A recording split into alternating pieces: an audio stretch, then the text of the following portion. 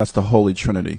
The woman, the man, and the spirit. So let's say the woman was the original human, the first goddess being on the planet. And from her came man. And man has the same elements of woman, but he's deficient in some of those elements.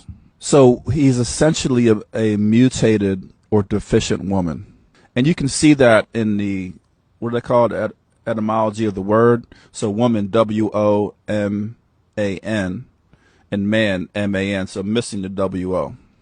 Not just no womb, W-O, short for womb, but missing elements, missing, things. So a man is a deficient woman, and therefore man was created by women. Now, the part where I would have a difference with probably other people who talk about this is I would say, well, if women were the original human beings and women created man, then they intentionally created man. So women consciously created man. They consciously created a deficient woman. And then the question would be, well, why did they do that? Why would a being who's autonomous, godlike, goddess-like, whatever you want to frame it, why would she create a deficient version of herself? I think when you look at the world, even today, I think it's obvious why she created man, why she created a subset version of herself, probably meant to be a subservient version of herself, because man for so long had been, indebted to and, under women.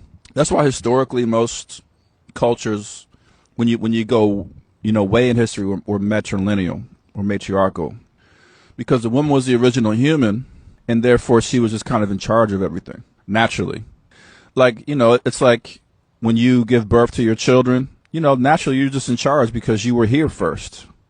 So they're coming into the world kind of adopting to your rules. They don't know anything about any other kind of hierarchy. No, you're in charge. And so the question is, well, why would you create man? What's the reason for that?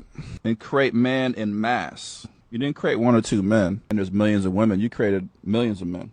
Now, if it was some kind of natural occurrence that was outside of their consciousness, well, that's different, and we can talk about that in a minute. But if it was a conscious thing, then you have to ask the question why.